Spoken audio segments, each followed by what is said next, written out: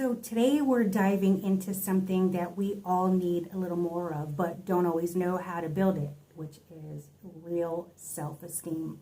Not ego, not fake confidence, but that deep-rooted belief in your own worth that doesn't get shaken every time life throws you off course. This ain't gonna be one of those rah-rah motivational speeches that ignore real-life pain. This is about 3 powerful but uncomfortable truths, and this is the pillars of self-esteem. This will either make you or break you if you ignore them. So grab a drink, sit back, and let's dive into this, shall we? So the first pillar is living consciously. Are you awake or are you on autopilot?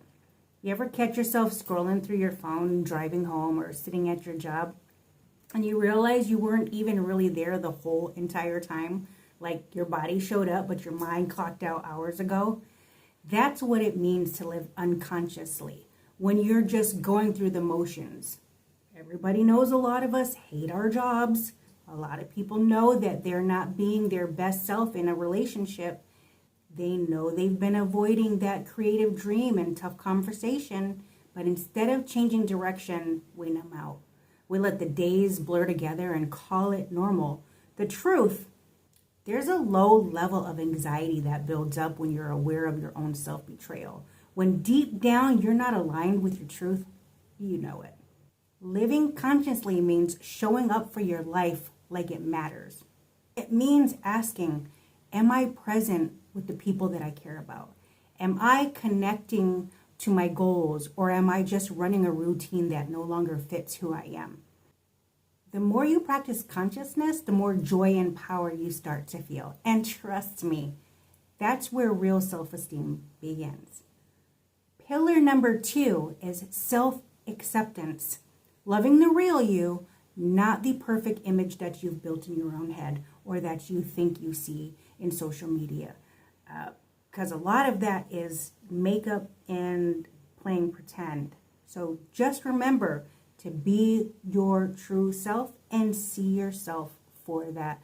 Because bottom line is, would you technically want to be looked at like, one, you were fake or you were real AF?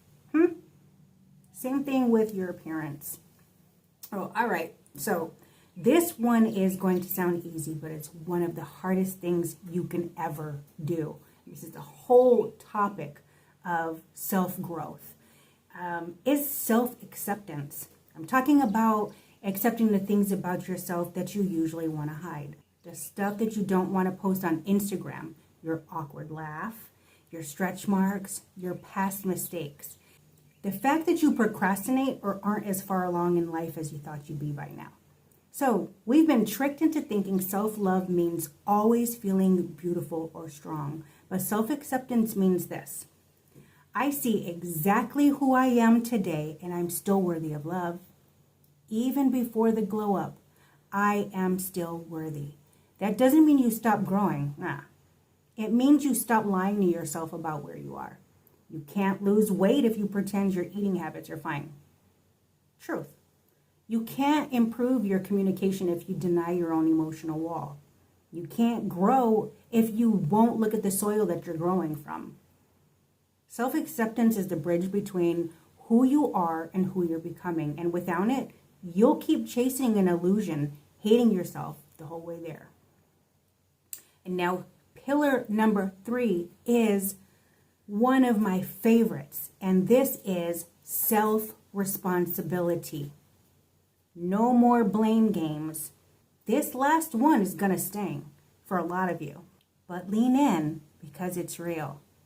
You, my friend, are responsible for your life. Not your ex, not your mom and dad, not your boss, not even the government. The moment we start blaming, we hand over the power. The moment we start blaming, we hand over our power. We start to feel like life is just happening to us instead of being something we create. It's true. Some of us got dealt a rough hand. Childhood trauma, systemic barriers, betrayal, lost. But if you let that become your whole story, you'll stay stuck in survival mode forever. Now you are responsible for your own healing, your own peace, your own growth, relationships, money, mindset, and your own happiness. And yeah, it's hard because most of us were raised to believe that someone else had the answers. But like psychologist David Dita said, live like your parents are dead, which means don't live your life knowing that someone's going to catch you when you fall. Because when nobody's there, you strive more. Life becomes totally different. You see things different. You become so much stronger because when you're in fight mode or you're in survival mode, you'll do things and you'll have the capability to do things that you would not have even imagined if you only gave one part of you knowing that somebody else had to carry the other side. And this is why this segment here is my favorite, because I see it. So, live like your parents are dead. This means it's your turn to choose your path, your values, and your future. Even if no one taught you how, you can teach yourself now. Take responsibility, not shame yourself, but to empower yourself. Because once you realize you're the one driving, you stop waiting for somebody else to save you. And I'm going to say this one more time. Because once you realize that you're the one driving, you stop waiting for someone else to save you. So, we have just gone over the 3 pillars, and let's go back and reiterate what they were. Pillar number 1 is living consciously. Pillar number 2, self-acceptance. And pillar number 3, self-responsibility. In conclusion of this all, look, self-esteem, we all know, is not built overnight. It's built every time you show up a little more present.